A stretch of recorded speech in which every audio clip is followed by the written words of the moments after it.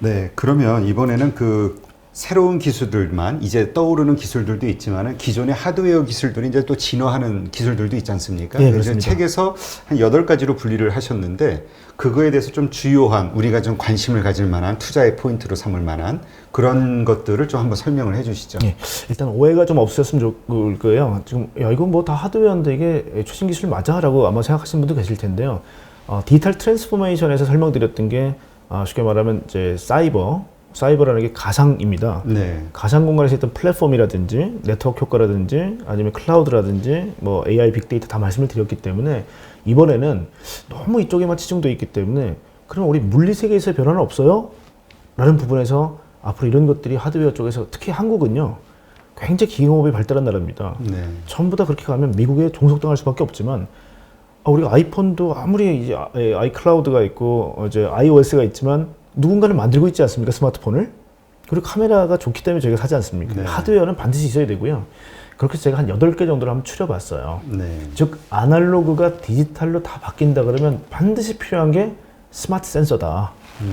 이게 우리 뭐 LG 이노텍이라든지 아니면 삼성 전기라든지 한국에 굉장히 많은 업체들이 최근에 이제 아이폰을 분해해 봤더니 이 중에 한 뭐 30% 정도가 한국 기업이더라. 소니 엑스피디아를 제가 보기엔 분리해 봤더니 80%가 한국 기업이더라.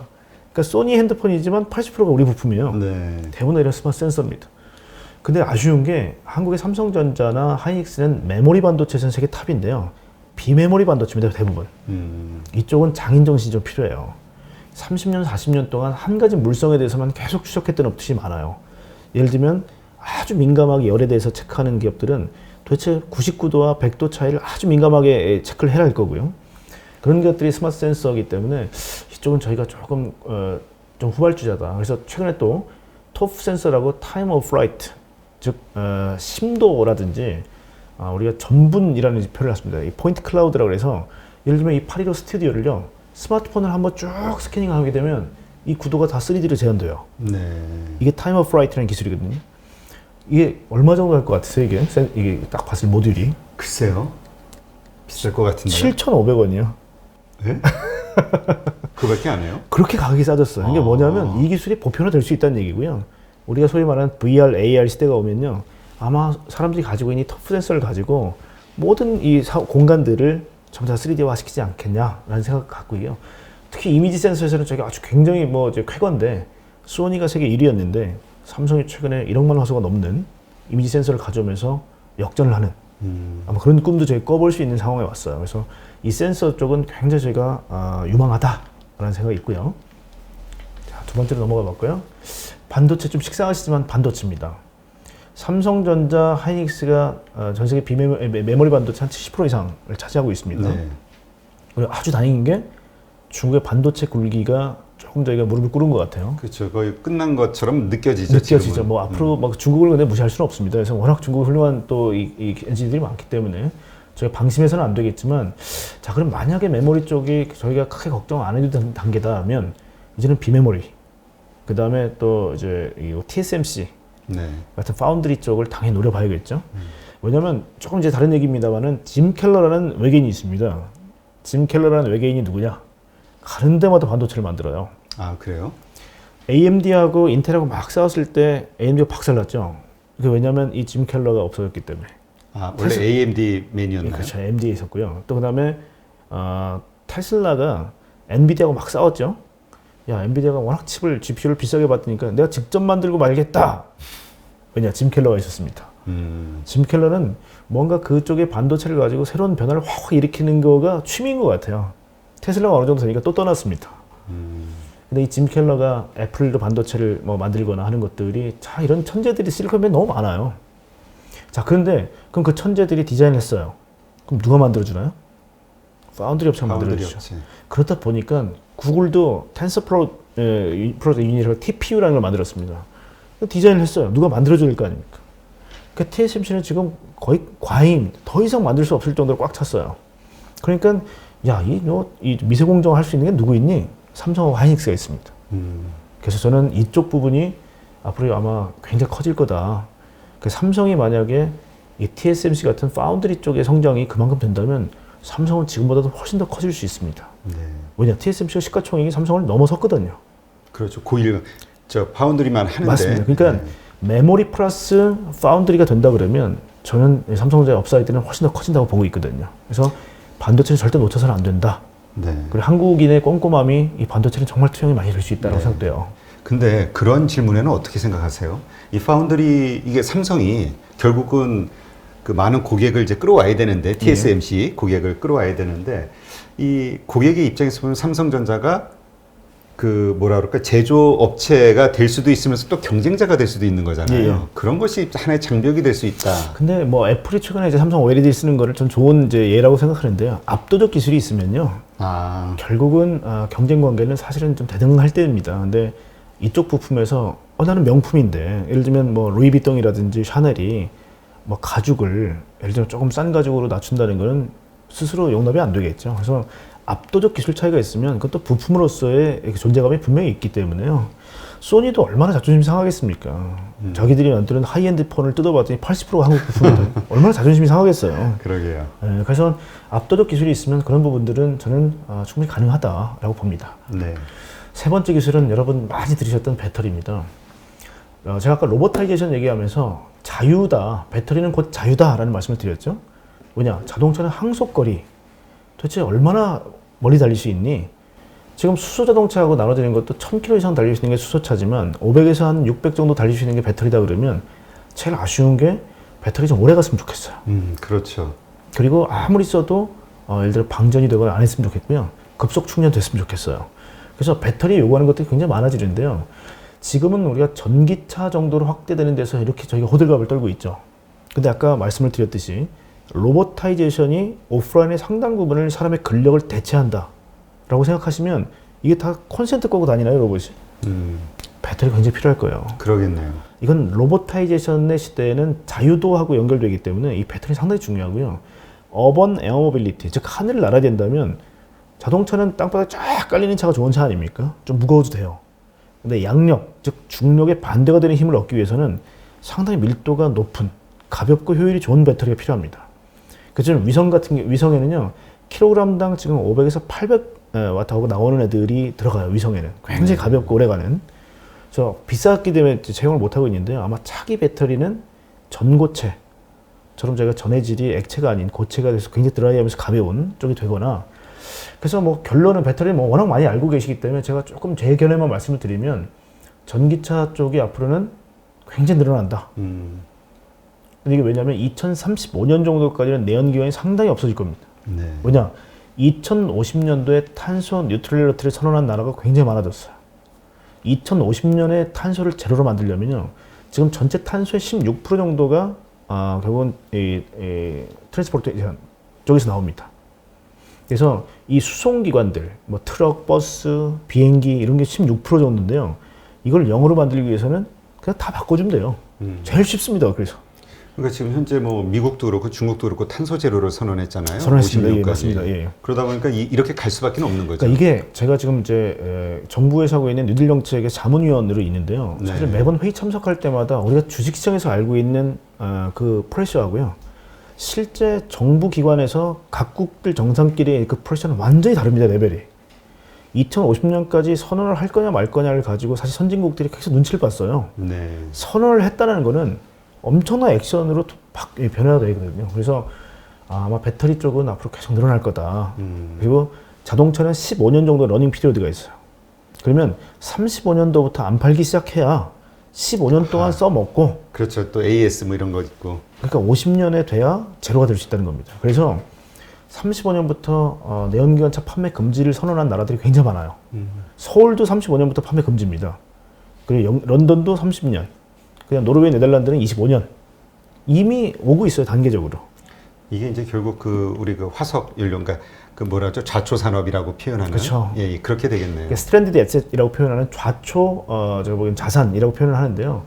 이쪽은 필연적으로 없어집니다. 네. 그래서 그런 부분은 고민을 좀 해야 되겠죠.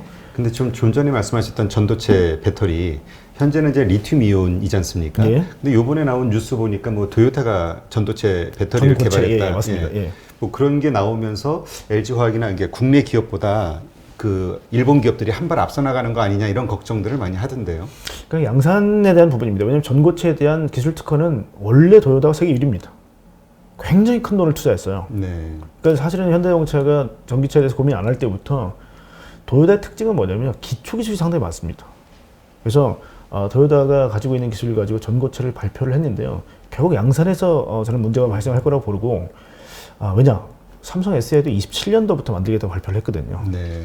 그러니까 삼성 SDI와 도요타가 전고체에서 싸웠을 때 누가 이길 거냐라는 부분이고 양산을 누가 수위를 빨리 잡을 거냐 그리고 프로세스상 누가 더 빠를 거냐인데 저는 27년 정도에 삼성이 발표를 했다는 얘기는 아마 도요타도 삼성 SDI가 우습게 보지는 않을 겁니다. 네. 아마 해볼 만하다 저는 그렇게 생각하고 있고요. 오히려 이번에 도요타 그 회장이 이거 정부가 내연기관차 판매 금지 전기차로 바꾸라라는 선언 못 받아들이겠다고 얘기했죠. 왜냐하면 장인 정신을 똘똘 뭉친 일본 애들은 정말 너무 깊이 파죠. 네, 그러니까 그게 날아가는 순간 엔진과 트랜스미션 날아가는 순간 수십 년 동안 살았던 그 레거시가 사라지거든요. 그러니까 일본은 아마 굉장히 오랫동안 저항할 겁니다. 이 변화에 대해서. 그거 우리한테는 땡큐죠. 저희 그때 달아나면 되니까요. 배터리는 전고체 배터리가 앞으로는 이제 대세를 차세대. 아닙니다. 그렇지는 않습니다. 전고체도요. 전 프로세스 과정이라고 보고요.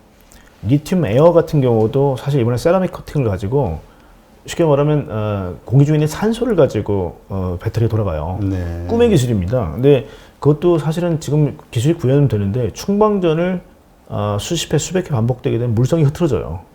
그래서 코팅에 대한 그래서 소재가 되게 중요합니다. 그래서 그렇고요. 하여튼 UAM이 되더라도 배터리는 굉장히 필요하다라는 네. 거고요. 자, 모터는 다 간구하기 쉬운데요. 자, 배터리가 그렇게 중요하면 야, 운동 성질은 누가 만드니? 누가 운동을 유발하니?는 그건 모터거든요. 네. 그러니까 모터는 딱 하나입니다. 히토리를 많이 써서 영구 자석을 세게 할래? 아니면 결국 전기를 흘렸을 때마다 계속 받게 되는 권선. 얘들은 구리를 쓸 거냐? 아니면 탄소 나노 튜브를 쓸 거냐? 아니면 마이너스 270도가 넘는 극저온 상태에서 초전도 상태를 만들 거냐가 전부 다 모터를 괴물로 만드는 사실 힘들이거든요. 근데 최근에 전 깜짝 놀랐습니다. 상온 초전도라는 기술이 개발됐다는 거예요. 15도에서도 초전도 상태가 된다는 겁니다. 아, 그래요? 그러니까 사실 이 기술이라는 게 굉장히 뛰어나게 발달되어 있고요. 결국 핵심은 이겁니다. 자동차도 지금 모터가 굉장히 중요하지만 로봇도요. 6축 자유도, 7축 자유도가 관절마다 들어가는데 모터가 다 들어갑니다. 그리고 UAM은 제일 중요한 게 DEP라고 해서 분산 전기 추진. 모터가 막 8개, 18개씩 들어가요. 그러니까 모터의 기술이 대한민국은 반드시 놓쳐서는 안 된다. 네. 굉장히 중요하다고 보고요. 신소재, 아까도 잠깐 언급 주셨습니다만은 소재도 너무 중요해요. 이게 안 바뀌면요. 예를 들면 모터하고 배터리 끝내주게 만들어 놨고 인공지능 다 돼요. 근데 CFRP 같은 소재는 지금 유럽이나 일본, 미국이 꽉 잡고 있지 한국은 잘 못해요. 포스코의 냉연강판으로 비행기를 만들겠습니까? 근데 이 신소재에 대한 부분이 좀 약하다. 네. 듀랄루민이라든지 이런 부분, 이거는 뭐 시간 관계에서 좀 바로 생각을 하고요. 자, 로봇. 아까 뭐 말씀을 많이 드렸는데 실제 로봇 기술이 상상 이상으로 많이 발달되고 있고요. 이게 IMU 센서, 그다음 폴스 앤 토크 센서, 좀 어려운 얘기입니다만은 예전엔 JMP 방식이라고 해서 우리가 예전에 우리 장난감 로봇 사게 되면 땅바닥에 질질 바닥을 긁으면서 갔죠. 네, 그렇죠. 그 지금 막 덤블링도 넘고 로봇이 막 뛰어가고 자갈밭에서 안 넘어져요, 로봇이. 발이 좀 띄어지죠, 바닥에서. 그게 사실 뭐냐면 이제 폴스 앤 토크 센서라는 건데 굉장히 중요한 기술들이 많이 들어오면서 우리가 생각지도 못했던 로봇들이 나오기 시작했고요. 우측에 한번 보시면요. 자, 여기 보시면 도요타도 이 자율주행 로봇 셔틀에서 이 로봇이 나와서 뭔가 일을 하고 있는 것 같고요. 컨티넨탈이 만들고 있는 자율주행차의 큐브라는 차에서 사족보행 로봇이 배송을 하네요. 그리고 포드도 이 다이내믹 밴이라는 차에서 충전을 하고 있던 이족보행 로봇인 디짓1이라는 로봇이 나와서 물건을 들고 대문까지 가네요. 이게 결국은 모빌리티 끝판왕입니다. 이 로보타이제이션이고요. 그래서 지금 세계에서 제일 로봇을 잘하는 업체가 보스턴 다이내믹스 1위죠. 그 다음에 이족보행 로봇에는 에딜리트 로보틱스가 지존입니다. 근데 이거는 약간 충전이 딱 떨어지고 배터리가 오래 못 가면 바로 뒤로 넘어지지 않겠어요? 이족보행 로봇은? 그러겠네요. 사족보행은 배터리 다 달면 식탁처럼 네 다리는 있잖아요. 그냥 서 있을 수는 있죠. 그죠? 자, 그런데 왜 이번 보스턴 다이내믹스가 현대하고 손을 잡았냐? 이 유니티 로보틱스라는 게 싱싱왕이라는 중국 박사가 이 사족보행 로봇을 기가 막히게 만드는데 이걸 10,000불에 팔겠대요. 자, 10,000불이면 1,100만 원. 그럼 대충 12로 나눠보게 되면 월급을 얼마 받는 이 고용 노동자가 되는 겁니까, 이 로봇이? 100만 원? 100만 원이 안 되는 거죠, 네. 그죠? 자, 그러면 이 100만 원도 안 되는 로봇이 등에다가 한 18kg 정도 되는 물건을 얹고 다닐 수 있어요. 자, 이렇게 로보타이제이션이 약간 실감이 나시나요? 자, DJR이라는 드론이 우리가 기술이 없어서 중국처럼 못 만들까요? 그 가격에 못 만드는 거예요. 400개가 넘는 드론의 서프라이 체인들이 심천에 포진하고 있습니다. 마찬가지로 중국이 로봇을 만들기 시작하면 어마어마하게 싸게 만들 겁니다. 네. 그러니까 보스나미에서 75,000불입니다, 이 로봇이.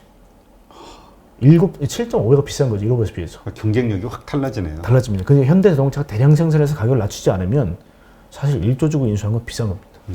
그래서 제 생각에는 보스다이믹스를 대량 생산해야 되고 이 부품을 전부 다 한국 자동차 부품 업체들로 내재화시켜야 됩니다. 자, 그래서 또 유럽의 자존심인 애니보틱스, 그 다음에 MIT 이런 로봇들이 계속 나오고 있다는 거고요. 이미 많은 로봇들이 지금 현실화되고 있다라는 겁니다. 자, 아까 제 케이스를 조금 설명을 드렸죠. 실제 그래서 배터리 기술이 발달되고 항속거리가 길어지면서 밑에 스케이트보드 형태의 샤시, 여기는 구동, 제동, 완충, 조향이 다 됩니다. 요걸 별도로 판매할 거예요, 앞으로는. 이 현대자동차하고 손을 잡은 카누라는 업체인데요. 자, 보시면 핸들이 붙어 있나요, 여기? 안 보이시죠? 예, 안 보이는데요. 그러니까 요 위에 자율주행이 되면요, 요 바디를 마음대로 바꿔 쓸 수 있습니다. 자, 여기도 마찬가지죠. 저 테슬라가 보여줬던 논문에 나오는 이제 이 컨셉인데요. 이렇게 판매를 하게 되면 자율주행까지 다 돼요, 이 플랫폼이. 네. 이 위에 사람이 탈 때는 캐빈, 그 다음에 물건이 있을 때는 카고, 이렇게 해서 바꿀 수 있는 걸 인터체인저블 팟이라고 얘기합니다. 한 대가 아주 저렇게 다양하게 그렇죠, 할수 다양하게 있다는 하는 거죠. 거고요. 아마 충전을 하고 있는 동안에 용도를 바꿀 겁니다. 출퇴근 시간에는 사람이 탈 수 있게, 아닐 때는 물건을 실을 수 있게, 이런 기술들이 앞으로 계속 나올 거고요. 자율주행의 어떤 확대 범위는 로봇서부터 결국 이제 이 철도까지 계속 다양할 거다, 이렇게 보시면 될 것 같고요. 자, 마지막입니다. 어번 에어모빌리티. 대한민국은요, 2025년부터 시작해서 35년에 무인기가 허락됩니다. 법적으로 이미 아마 이쪽 부분을 다 해결하고 있는 과정에 있고요. 국토교통부 2차관님 직속으로 드론 사무관이 새로 생겼어요. 아, 그래요? 쉽게 말하면, 야, 이 드론은 다른 나라에서 우리가 뒤처지고 있으니 빨리 이 레드카펫 깔아줘라. 이 규제 다 혁파해라. 이쪽은 저희가 왜냐면 2040년도에 1.5 트릴리언 달러, 즉 1700조 시장이 될 거라고 생각해요. 그 절반만 하더라도 어마어마한 시장입니다. 네. 근데 한국은 자동차 업체가 하나밖에 안 남아있죠, 이제. 그러네요. 쌍용 자동차가 좀 어렵게 또 뭐 기업 회생 뭐 이렇게 제가 보기엔 제출했는데 사실 현대기아 말고는 없습니다. 그렇죠. 그래서 이 분야를 결국 누가 할 거냐면 사실 현대자동차가 뛰어들 수밖에 없는 게 2차원 공간에 자동차를 대체하는 개념입니다, 이쪽이. 그래서 전 세계에 300개 업체가 이걸 하겠다고 매달렸어요, 지금. 진짜 공상과학 영화에 보던 게 이제 현실화되네요. 공상과학도 그건 옛날 얘기예요. 지금 이미 막 날아다닙니다. 왜냐면 드론을 이미 다 봤기 때문에 저희는. 그렇죠. 드론을 좀 무겁게 해서 사람이 탈 수 있게 만든 거거든요. 그래서 이미 300개가 넘는 업체가 출사표를 던졌고요. 지금 자동차 업체들도 굉장히 지금 초조합니다. 이 도요타, 뭐 아우디, 다임러, 현대, 지금 폴쉐까지 다 뛰어들었습니다, 이쪽에. 그래서 아마 이런 버티포트라고 해서 이런 이제 건물들 옥상마다 이런 것들이 아마 속속 생길 거고요. 엘리베이터 타고 올라가서 그냥 가시면 됩니다. 그래서 한국같이 좁은 나라는 사실은 부산까지도 갈 수 있어요. 그래서 좋은 나라입니다, 우리나라. 그래서 부산까지도 1시간 이내에 갈 수 있는 아마 그 많은 툴들이 생길 거라고 보고요. 이 UAM 쪽도 현대자동차와 한화 시스템이 굉장히 잘합니다. 아, 그래요? 그리고 무기화할 수도 있습니다. 그래서 드론. 그렇습니다. 그래서 이 한국에는 출사표를 현대자동차와 한화 시스템 2개 업체가 났고요. 아마 26년에 한화 시스템이 먼저 이 버터플라이라는 비행기로요. 그다음 28년도에 현대자동차가 2년 있다가 아마 내보내면서 한국에서 서비스는 한화 시스템이 먼저 할 겁니다. 네. 그래서 이런 미래를 보시는 것도 굉장히 재밌지 않겠나라고 생각을 하고 있습니다. 네, 그렇군요. 지금 말씀하신 8가지 뭐 주요 엔진 이 하드웨어 기술인데 진화되는 이런 것들이 한국만 적용되는 게 아니라 전 세계 다 마찬가지죠. 마찬가지입니다. 오히려 미국이 앞서가고 있고 한국은 한 2년 정도 타임 레깅을 가지고 뒤쫓아가고 있는 거고요. 근데 유럽하고 한국이 같이 가고 있고요. 일본이 제가 보다 굉장히 생각보다 실망을 한 게 못 따라와요. 그래서 아마 이번 디지털 트랜스포메이션이 제대로 이루어졌을 때 한국은 왜냐하면 이 테크 쪽에 앞서 있는 아까 기업들이 많다고 말씀드렸잖아요. 특히 테크 기업들의 경쟁에 이 뭐랄까요, 그 인터벌, 사실 PDP, LCD, OLED 바뀌는 과정이 얼마나 숨가빴습니까? 그렇죠. 순식간이었죠. 근데 그걸 익숙하게 한국은 하고 있거든요. 반도체도 메모리 경쟁 얼마나 심했습니까? 거기서 이겨왔거든요. 그래서 테크의 어떤 그 아주 빠른 흐름에 익숙한 분들이 너무 많아요, 한국은. 그러니까 오히려 자동차 업체가 넋을 잃고 있죠, 지금. 그래서 손을 잡아야 됩니다. 네. 그렇다면 우리가 이런 이 테크노믹스의 이런 어떤 전개 과정들을 봤을 때 이제 투자자의 관점에서 아이디어를 어떻게 찾아야 됩니까? 어디에다 투자를 해야 될 것이냐? 자, 여기가 이제 엑기스입니다. 자, 한번 보시죠. 저는 크게 두 가지 기술 흐름이 있다고 봅니다. 첫 번째가 탄소 뉴트럴리티, 즉 탄소 중립. 이거는 아까 얘기했지만 2050년 중립 선언한 데가 많기 때문에요. 이거는 굉장히 타임 호라이즌이 깁니다. 네. 오랜 기간의 장기적 그림을 그리고 지향점을 아주 높게 보셔야 돼요. 그러니까 지금 2020년이기 때문에 30년 동안 변화될 흐름입니다. 자, 그러면 보시면요, 지구 온난화라는 게 핵심은 이겁니다. 이거를 얼마나 심각하게 여기냐에 따라서 아마 투자하는 관점이 많이 달라질 거예요. 이건 한번 제 얘기를 한번 들어보십시오. 온실 효과라는 게 뭐냐면요, 우리는 지구는 태양으로부터 에너지를 받아야 되는데요. 이게 사실은 적당량만 반사돼서 나가야지 다 반사되면 너무 추워질 거면 지구는. 네. 그러니까 인류가 살 수 있는 온도가 있는데 이게 산업혁명 이후에 지금 1도 정도가 올라갔는데 갑자기 빙하가 오기 시작해요. 지금 많은 전문가들이 0.5도 정도까지는 버틸 수 있는데 이게 1도가 더 올라가서 2도가 올라가게 되면 6,500만 년 만에 전 지구에 있는 생명체가 멸종당한다는 거예요. 그래서 트럼프가 저 환경 마피아들이 헛소리하고 있다. 나는 그거 인정 못하겠어. 가 트럼프 생각이었고요. 조 바이든 들어와서는 야, 큰일이다. 우리 미국이 너무 후퇴했다. 빨리 따라가라. 그 대통령의 취임할 때 바로 파리 규約가입하겠다고 말했죠. 그럼 미국까지 따라왔으면 무조건 가는데요. 탄소 피크가 유럽하고 미국은 1990년 말에 이미 피크를 치고 빠지고 있습니다. 한국은 2018년도에 탄소 피크라고 발표를 했고요. 중국은 2030년까지 피크를 치고 30년이 2060년 동안, 그러니까 2060년까지 30년 동안 빠른 속도로 0으로 만들겠다는 거예요. 자, 그래서 각국마다 다른데 한번 보세요. 이게 아까 좌초자산이라는 개념인데요. 이거 제가 가려놨습니다. 괜히 이거 나왔다가 각 기업들에서 막 난리 칠까봐 물음표로 써놨는데요. 네. 이게 결국 뭘까요? 이 가장 많은 탄소가 나오는 업체. 이게 아마 밑에 보시면 산업으로 보시면 괜찮을 것 같아요. 발전 에너지 1등, 철강 2등, 석유화학 3등, 시멘트 4등 이렇게 나오죠, 그죠? 이건 산업단지에서만 나오는 겁니다. 네. 그래서 아까 얘기했던 16%는 아까 말씀드렸지만 교통수단에서 나온다고 말씀드렸죠. 네. 요게 하나 큰 맥락이고요. 자, 두 번째가 뭐냐면요. 잠깐만요. 그러니까 디지털 트랜스포메이션은 뭐 아까 말씀을 드렸지만 안 바뀌면 죽는다. 자, 요거는 제가 그래서 극단적인 예를 갖고 왔습니다. 자, 이게 뭘까요? 스마트 무기입니다. 네, 무기네요. 자, 근데 사람이 탈 수 있는 공간이 없죠. 예. 자, 이번에 아제르바이잔하고 아르메니아하고 교전이었는데요. 이게 뭐냐? 드론이요. 아르메니아의 그 전투시설 40%를 다 박살냈어요. 인명 손실 없이. 그러니까 쉽게 말하면 공격하는 측은 무인기를 써가지고 인명 손실이 없었는데 이쪽은 굉장히 많은 사망사고가 일어났습니다. 자, 재래식 무기를 쓰는 입장에서는 이 스마트 무기를 쓰는 쪽하고 게임이 되겠습니까?